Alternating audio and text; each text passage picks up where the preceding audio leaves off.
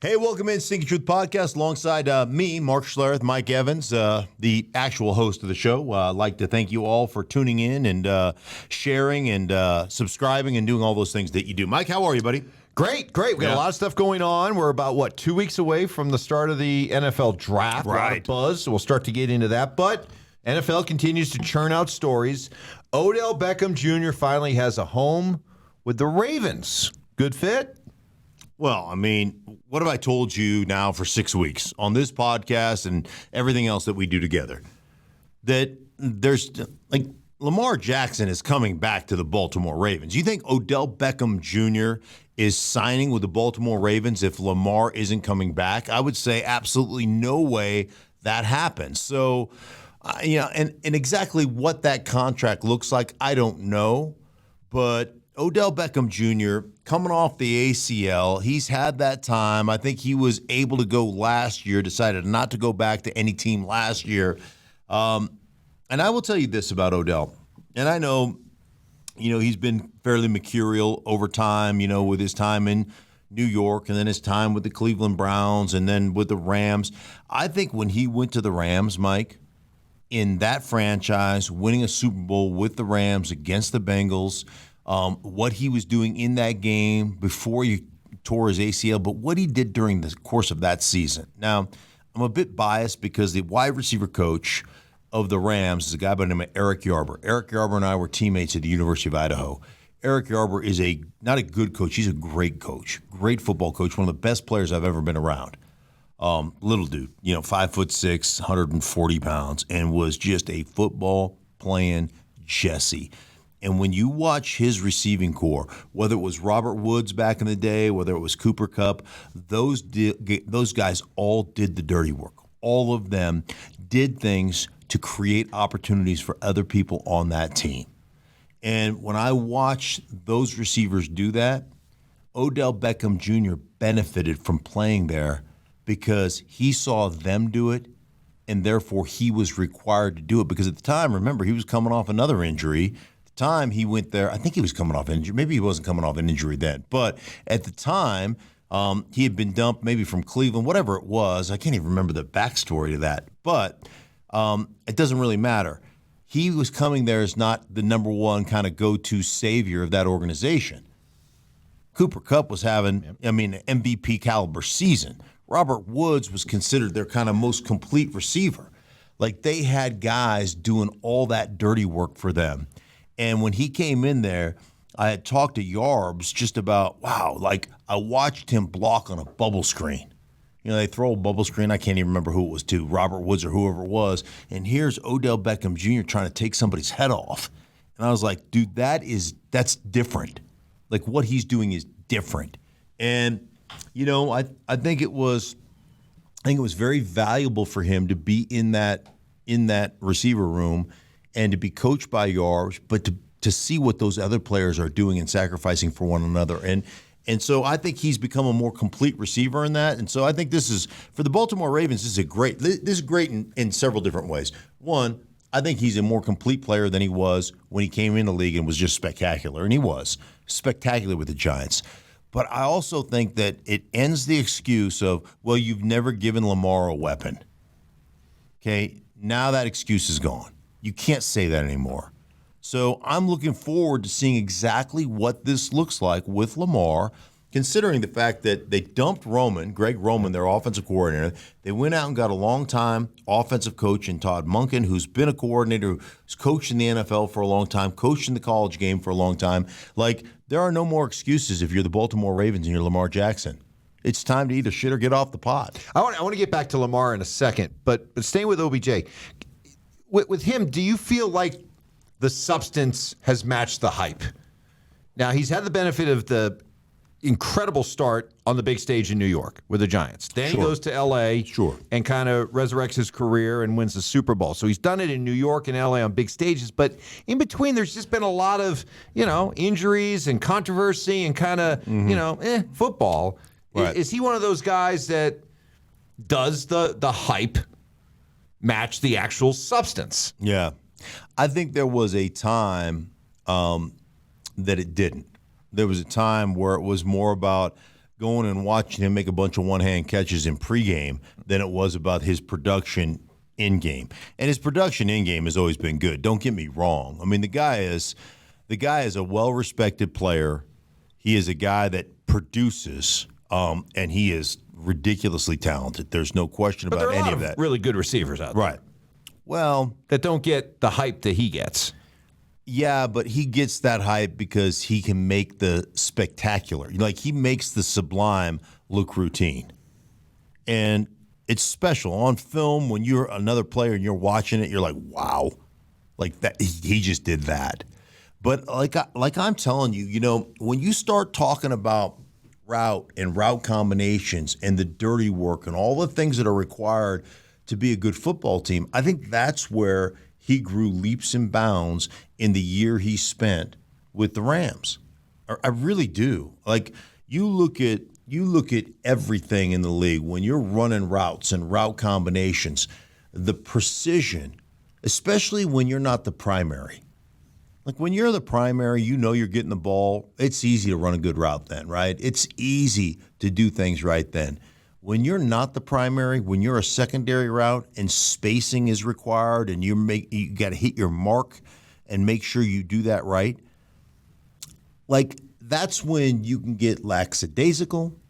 And when you get lackadaisical, like, that's when people are like, oh, shoot, well, I don't have to cover that dude. Like, I can slough off. And you see it like all the time. Like, for instance, a concept in the NFL is called drive, okay? Everybody runs drive.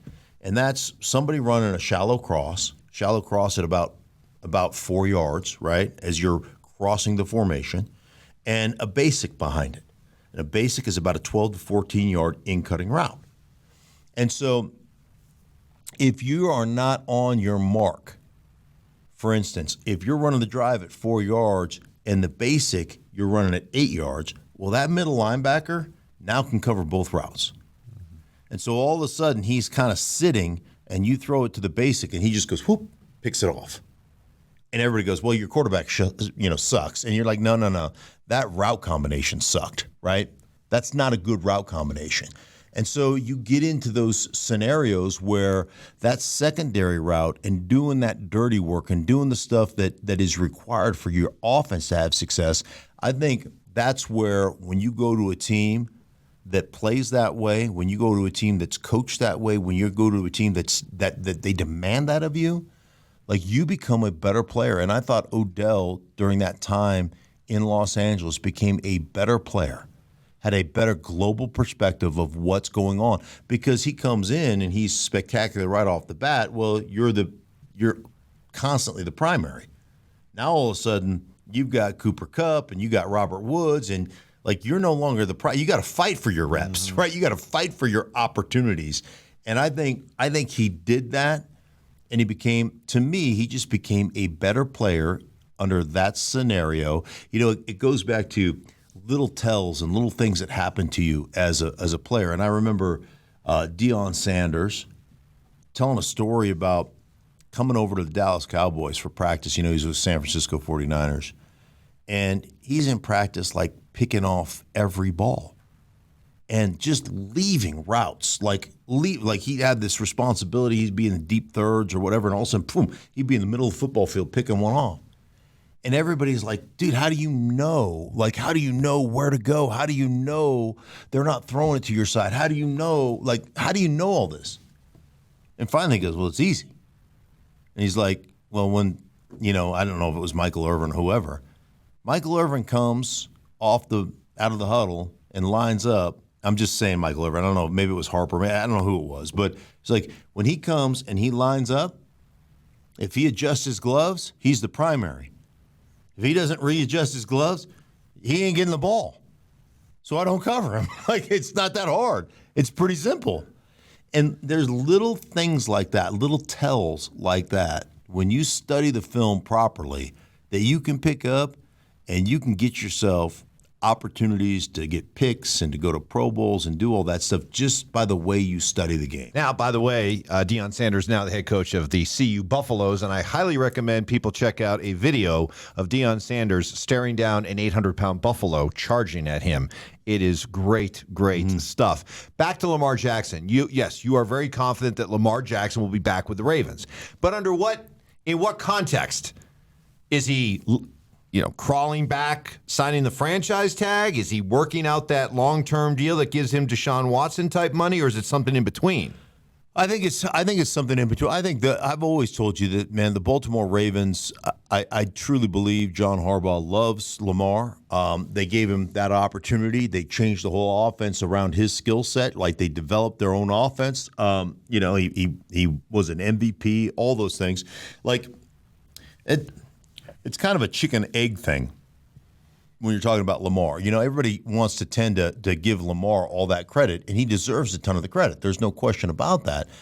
But let's not forget that the Ravens not only moved back up in the first round to draft him, but then when Joe Flacco got hurt, reconstructed an offense under Marty Morningwig at the time to take advantage of his sublime skill set. Okay? So there is success has a lot of fingerprints. There's a lot of fingerprints on his success, and we just tend to go, oh, he won the MVP. He can do that anywhere. Like, pump your brakes a little bit now. It's just like I get this all the time when people say, well, Sean Payton in Denver, like, what's he going to do for Russell Wilson? I mean, yeah, he went to a Super Bowl and won a Super Bowl, and he went to the playoffs a bunch of times, and he won 10 games a season, but he had Drew Brees. Is that the same Drew Brees that the Chargers decided to get rid of because they drafted Phillip Rivers? Like, they thought so much of Drew Brees that in the first round, after he was a second-round pick and had success, they decided it was best to dump him and go after a first-rounder. Oh, is that the same Drew Brees that had the shoulder injury and the Miami Dolphins decided that Dante Culpepper was a better choice than Drew Brees? That's the same Drew Brees, right? Success has a lot of fingerprints. Sean Payton had a lot to do with Drew Brees' success, as did Drew Brees with Sean Payton. It goes hand in hand. You can't separate the two. There's a big word, amalgamated together. Okay, they are. Look at you. I know. I mean, someone's gotten smart. Well, it's my general studies degree from the University of Idaho. My education is an inch deep and a mile wide. I know a lot of shit about just enough to be dangerous. Just a surface, I've got a surface understanding of a lot of shit. That's how it works. Maybe you can explain probably to a New England Patriot fan what's going on with Mac Jones, because there is just this, for a buttoned-up organization like the New England Patriots, where very little comes out, there just seems to be a lot of smoke out there when it comes to Mac Jones, and that the Patriots aren't happy with Mac, and that they've been reportedly shopping Mac Jones, and Mac has gone outside the organization to work with people that he trusts. Where do you think the Mac Jones Patriot thing is going? Where's this thing going to end up? Is this headed for a divorce? Yeah, it does feel that way, doesn't it? And it does feel like. And I don't know, because, I go back to not last season, but the season before last, doing a New England-New Orleans game where the Patriots were just effusive, both Bill Belichick and Josh McDaniels, effusive in their praise for rookie quarterback Mac Jones. Like, there is nothing we can't give him his appetite for knowledge is insatiable. Like, no matter what I give him, that guy can digest it that night, bring it back the next day, and not make a mistake in practice, and can execute it. Not only that, talking about keeping us out of bad plays in game. Like, that dude will walk up the line of scrimmage and he's got complete and total authority to change the play to get us out of a bad look and get us into a better concept. Like, they were effusive in their praise for Mac Jones' understanding. Now, is it an ability issue? Right? Because I know a lot of smart dudes that can't play. Like, there's a guy there's, the grease board warriors, right? Those guys that can get up and draw the diagrams and draw the plays and do all of that stuff and be impeccable in their knowledge of the game and where they should go with the ball and all that stuff. And when they get into games, they piss down their legs. There's a ton of those dudes out there. They're a dime a dozen. But it's really hard to be able to do all that stuff in the classroom and then take it out and the picture just unfolds to you, or that you're athlete enough to execute every throw, to execute every scenario that comes up during the course of a game. And then you think about what they were able to accomplish under Tom Brady all those years. That stoic, in the pocket, and I've said this a million times, Tom Brady was the best scrambler in football that never actually left the pocket. The dude's pocket awareness, his ability to slide and to move and to manipulate that pocket and throw strikes was unlike anybody else. He absolutely scrambled within, a 6x6 box or whatever it is. And he was incredible in doing that. Maybe Mac, as a drop back guy, does not have that same pocket ability. But okay, go ahead. But let me counter that. Tom Brady wasn't a legend, wasn't the GOAT right from day one. He had to grow into that role. Right. And if my memory serves me correct, at no point in the early years of Tom Brady's career in New England did he ever have a defensive coordinator and special teams coordinator as his offensive coaches. Correct. All those things are true. 100% true. And I think the other thing you have to understand is that was the league back then. Like there weren't quarterbacks that, like, every guy coming out wasn't a RPO run, quarterback counter. Those guys weren't. That's not what college football was giving the NFL. That's what college football is giving the NFL now. And I know this to be a fact. Bill Belichick has said many times, like, one of the toughest guys he had to defend was Cam Newton. He had trouble defending Cam Newton.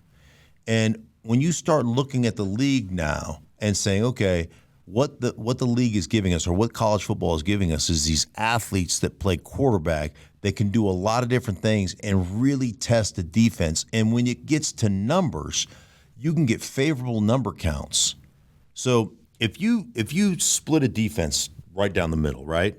So there's 11 guys, right? So let's split it down the middle and say, hey, we got 6 guys on one side on the formational strength and 5 guys on the other, okay? So now all of a sudden we got 5 guys on this side of the structure. Now all of a sudden we get multiple guys, tight ends, and everything else, and now all of a sudden we motion a tight end over, then bring a fly sweep with a wide receiver, and then all of a sudden we're running QB counter that way. Now we've taken our numbers, and now we've got 6 on 5 with a quarterback that's running the ball. So that's not only 11 on 11 football. If you split the field in half, now we got 7 guys on your 5 guys. I like my odds. Mm-hmm. And a lot of teams would tell you, the Ravens included, I've had this conversation with the Chicago Bears. Right. Our guys are taking about the same number of hits or significant hits running the football as they are in the pocket. And people would also tell you, hey, Baltimore Ravens, Lamar has missed 10 games the last 2 years. Both injuries came in the pocket. So the game is changing, and I just wonder if Bill Belichick sees a ceiling for Mac Jones that he's like, based upon Josh Allen and his ability, like, Josh Allen has as many yards as any quarterback in football when it comes to running the ball over the last couple of years. Like, that guy's getting 750 rushing yards per year. So if he's looking at, Mac Jones, if he's looking at, maybe Tua not so much, but he's looking at the landscape of the AFC right now going, dude, Mac Jones takes us to a point. And that point is just, peeking over the edge of the playoffs, but maybe not necessarily getting there or being a wild card team that skates in but can never do anything come playoff time. Well, look, I'm not going to argue with you that you can see a shift in the kind of quarterbacks that are going to be playing in the league, but we're not that far removed from just the classic pocket quarterback winning all the recent Super Bowls, okay? Brady, Roethlisberger, Flacco, Manning. I'm talking about GOATs and great quarterbacks and good quarterbacks that were able to win Super Bowls playing that style. I'm not saying that Mac Jones belongs in that category, but before we take the pocket-only quarterback and put him out to pasture, shouldn't we see what he looks like with an actual real-life offensive coordinator before we completely judge this guy? Yeah. I mean, he was a playoff quarterback his first year, and then you gave him Matt Patricia as his offensive coordinator. Let's see what he looks like with a real offensive coordinator this year, Bill O'Brien, before you say he can't play in this league. I would agree with that. I mean, let's face it, Burrow is more of a pure drop-back guy. But he's got unbelievable pocket presence. But I'll say this. When you put Mac Jones up athletically, talent-wise, all that kind of stuff, forget about, like, the game is still from the neck up as a quarterback, right? But if the neck up stuff is equal, okay, let's just say it's equal, and you put him against Patrick Mahomes. Oh, yeah. I know where you're going. Yeah. Josh Allen. Sure. Justin Herbert. Joe Burrow. Give me a list of the other guys in the AFC in the AFC right now. Like, if you put him up and say, hey, the neck up is all equal, but we're talking about just pure athleticism now going forward, Mac Jones is in your top 5, 6, 7. No, you're right. And so if you're looking at that going, man, we are pressed up against the ceiling, what gives us a better chance? Then what's your alternative, Bill Belichick? Where are you going? What direction are you going in instead? I can't. Bailey Zappi? Yeah, Bailey Zappi is more athletic. I don't know. Like, I really don't know. But I can't believe I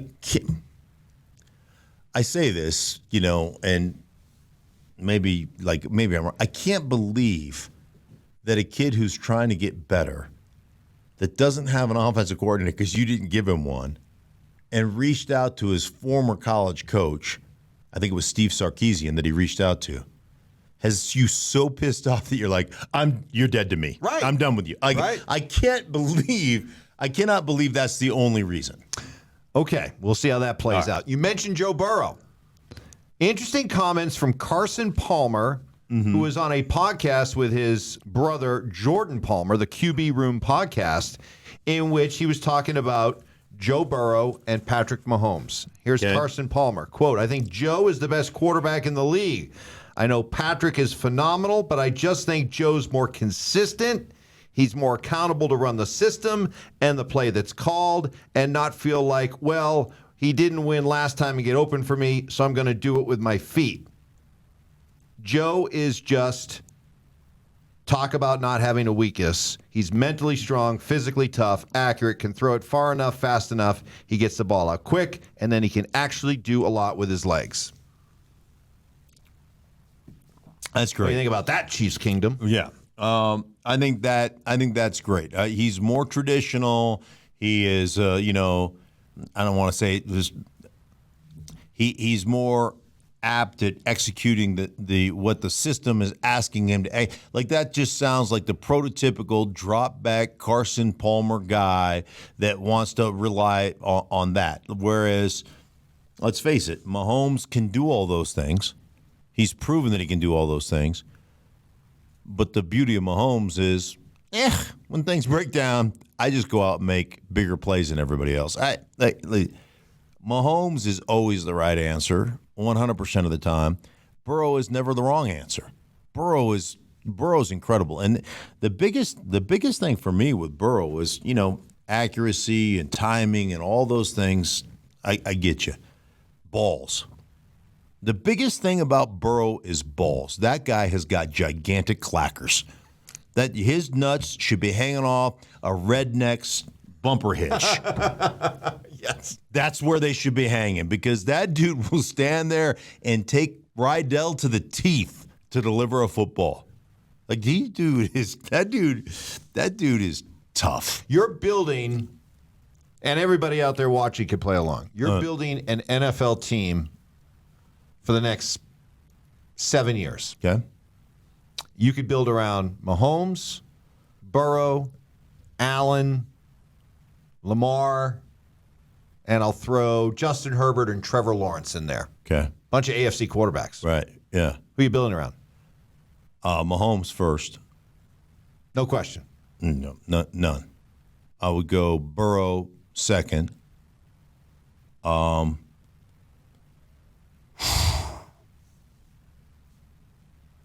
to go against Josh Allen. Josh Allen's pretty good. Lawrence, Lamar, Herbert. Lawrence needs a haircut. Really? Yes. No. That's like Samson right there. Don't cut the hair. Dude, like if it had some body, that'd be one thing. Not enough volume? It's just poker straight. It's just too straight. It needs to he needs a perm. I'm gonna say. I'm trying to picture Trevor Lawrence. The guy needs to, when you're a baseball dude, and you got your hat on and you got the curls and the hang out. That's cool. When it's just Joe Dirt straight. Trevor Lawrence is the Joe Dirt of the NFL. Oh, now that's too. I don't know. I find the hair to be glorious. Okay. See, I mean, here we go, folks. This is the part of the podcast where Mark body shames me. Go ahead. I'm just saying, with a forehead like that, I'd love Trevor Lawrence's hair too. Yeah, you could see why I'd probably be very, very envious of a lot of quarterbacks. Comb over the back and hang it on the front and make bangs. You'd look like Mark Davis. Anyhow, but like you just mentioned all those AFC quarterbacks. I missed most of them, right? I missed over half of them, right?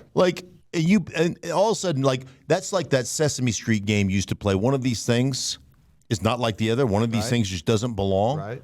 Put Mac Jones in that conversation of Mahomes, Trevor Lawrence, Joe Burrow, Josh Allen, Justin Herbert.